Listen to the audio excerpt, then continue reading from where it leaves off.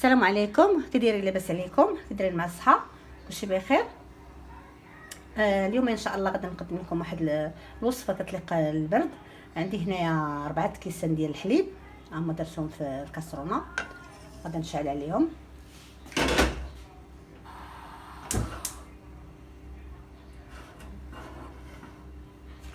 صافي غندير معاهم 3 البيضات، 4 البيضات عفوا، 4 البيضات ها هما، وعشق ديال حب رشاد، شويه القزبر مدقوق، سكينجبير حتى هو شويه، عشق صغيره ما عمراش، 3 الدروج ديال الثومه مليحه على حسب الذوق اللي تيبغي الملح يجيه بنين بالملح يزيد الملح اللي هذا يخليه.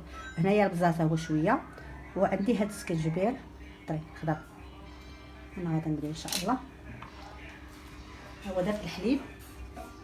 درت الحليب شعلت عليه.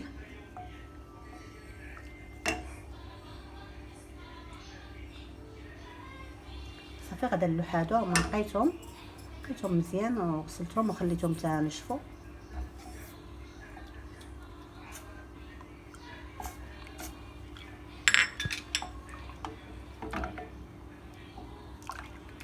صافي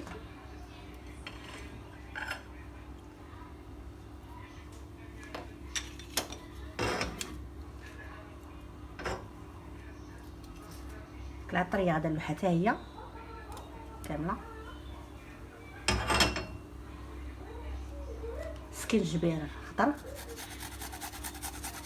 ندير كتلقى البرد زوينه اللي ضاربوا البرد وما يشربوش. هذه ما يشربوهاش العيالات النساء اللي حاملين.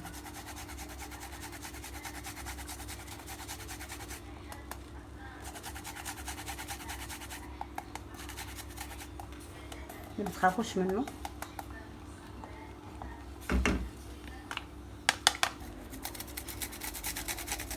صافي انا غندير دوك الدروس ديال الثومه ها هما، راه كيجي لذيذ بزاف هذا وزوين.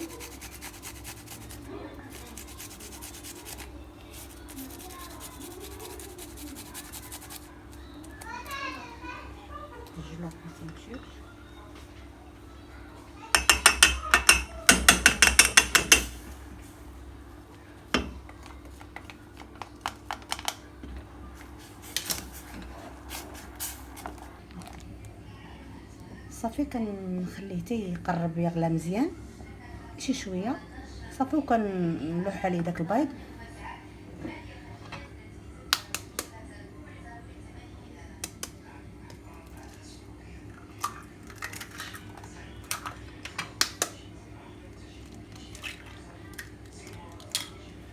صافي كنلوح البيض منشوج.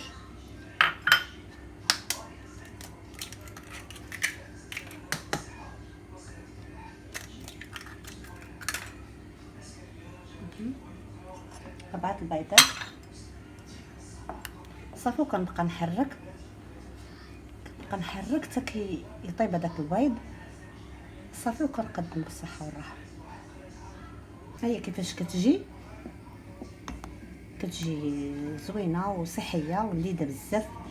هذوك الريوز ديال الثومه راه ما تيبانوش فيها زعما تقولوا راه فيها المذاق ديال فيها مجهده فيها الثومه، ولا ما كايناش. جربوها وردوا عليا، راه لذيذه بزاف وصحيه.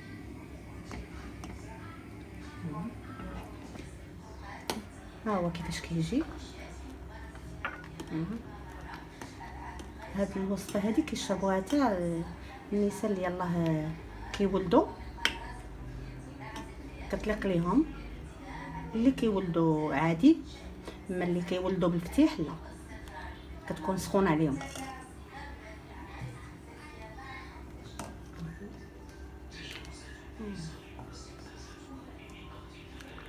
صافي